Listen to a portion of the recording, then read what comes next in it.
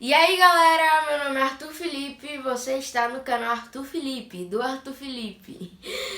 Bom, eu vou explicar como vai funcionar esse mês de julho. O mês de julho é o mês que faz aniversário de dois personagens muito importantes na franquia Harry Potter. Na franquia e na saga Harry Potter, que é o Neville Longbottom, que faz aniversário dia 30 de julho, e o Harry Potter, que leva o nome de todos os filmes e livros. Que faz no dia 31 de julho. Nesse mês eu vou fazer a cada semana um vídeo sobre um livro da saga. São ao todo 7 livros. E no final do mês, no dia 31, que é o aniversário do Harry, eu vou fazer uma surpresinha para vocês. O livro Harry Potter e a Pedra Filosofal, que é o primeiro da saga, traz pra gente um mundo assim de magia, dá início ao mundo de magia. Mostra como é a vivência do Harry com os tios deles, depois que os pais deles morreram no acidente de carro, como dizem os tios. Mas isso é tudo mentira, a gente vai descobrir qual é a causa verdadeira da morte deles.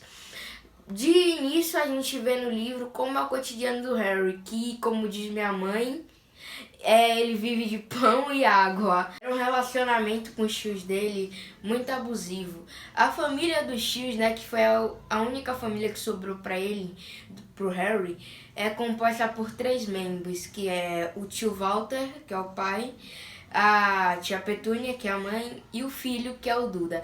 Que não tem aqueles seus priminhos irritantes que sempre tem na família. Pega esse seu priminho irritante e multiplica por 1000 que dá o Duda. Tipo, pra você ter uma ideia, eu falei que ele vive de pão e água, mas é bem pior. Ele vive debaixo da escada, ele dorme debaixo da escada onde tem aranha, tudo que é bicho gosmento. Que você imaginar assim, você dá até um negócio. Mas aí mostra o cotidiano dele, ele só sai de casa pra ir pra escola praticamente. E o livro começa com ele sendo abusado, né? Abusado não, é a rotina dele, né? Praticamente com os tios. Ele acorda e faz o café dos tios. E mostra que no dia que isso tá acontecendo do livro, é o aniversário do Duda. E ele sempre, quando é aniversário do Duda, ou quando o tio deles eles saem, ele fica com a senhora que mora do lado deles, que é a vizinha. Mas só que nesse dia a mulher tinha saído e o tio dele teve que deixar ele sair com eles para ir para o aniversário do Duda. E o Duda passou esse aniversário no zoológico. E quando eles chegaram no zoológico, tinha uma cobra. O Duda tava fazendo chilique por causa que a cobra não fazia nada. E o Harry falou bem assim: deixa ela em paz, você não tá vendo que ela tá dormindo? E o Duda só continuava a bater no vidro.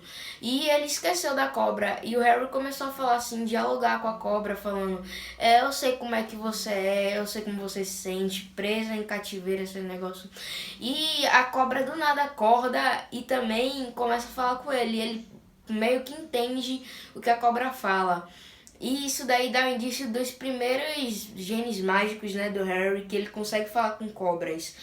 E logo depois disso, Duda vê que o Harry tá conseguindo falar com a cobra tá se mexendo e vem correndo pro vidro onde a cobra tá, pra tentar falar com a cobra, mas só que na hora que ele faz isso, que ele continua a bater, a cobra não liga mais e esquece o Duda. Aí ele continua a bater o Duda, ele começa a bater muito no vidro. Aí do nada o Harry ficou com raiva e o vidro desapareceu e o Duda entrou pra dentro da jaula da cobra.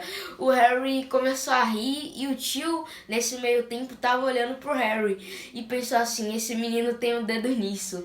Mas só que ele não sabia, ele ainda não sabia que era bruxo. E os genes mágicos dele estavam saindo e ele foi espontâneo isso. Ele não sabia ainda controlar seus genes, seu poder mágico. E logo depois que o Harry chegou em casa, o tio dele falou pra ele que ele ia ficar uma semana sem comer e não ia sair do seu quartinho. E nesse meio tempo, dessa de uma semana que vai passando os dias, o Harry sai algumas vezes para comer, pegar uma comida na geladeira de madrugada. E logo no dia seguinte, depois que ele pegou a comida de madrugada, ele saiu de novo e viu que a correspondência, o correio chegou. E chegou uma carta para ele, que tinha o nome titulado na carta dele. O tio dele, desconfiado, abriu a carta e viu que era a carta da Escola de Magia e Bruxaria de Hogwarts, que é a escola de bruxos.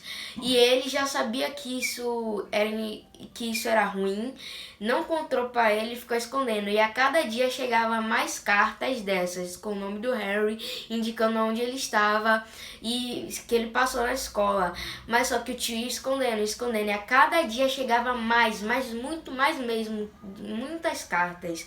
Chegou um ponto que o tio dele falou assim: ah, hoje é domingo, hoje não chega nenhuma carta, então eu tô tranquilo. E do nada começa a sair da chaminé um monte de carta, mas muita carta, uma tempestade de carta.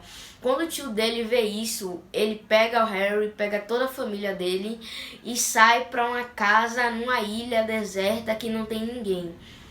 Até que no dia do aniversário do Harry, que ele ia completar 11 anos, que pra você entrar na escola de magia e bruxaria de Hogwarts, se você é um bruxo de verdade, você tem que completar 11 anos para entrar. Se você entrar, você vai receber uma carta antes do seu aniversário de 11 anos. E quando ele completou 11 anos e o tio não tinha mandado resposta, ninguém tinha mandado resposta da carta, entrou um meio gigante, muito grande, que se chamava Rubio Hagrid.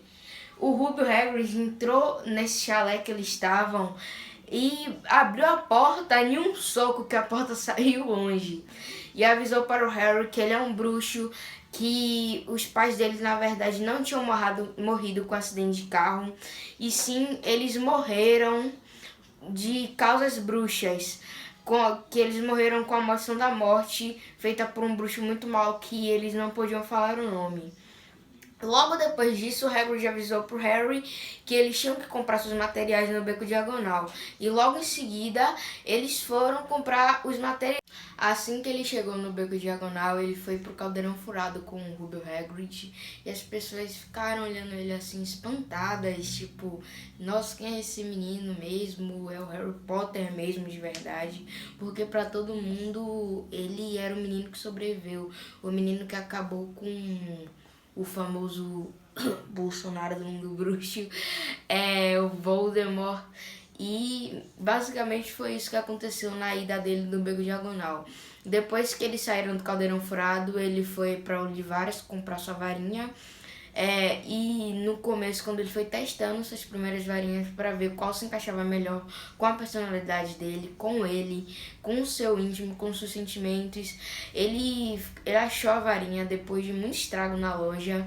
E o senhor da loja, que é o Godric Olivares, falou para ele que a varinha que era dele, que ele encontrou a varinha para ele, foi a mesma que deixou a cicatriz na testa dele, a mesma varinha do Bolsonaro do mundo bruxo, Voldemort. E depois que ele escolheu sua varinha e que o senhor Olivares falou isso pra ele perguntou logo pro Hagrid como os pais dele morreram. E o Hagrid contou que foi o homem mau, o Bolsonaro do mundo bruxo, Voldemort, que matou os pais deles e deixou a cicatriz na testa dele.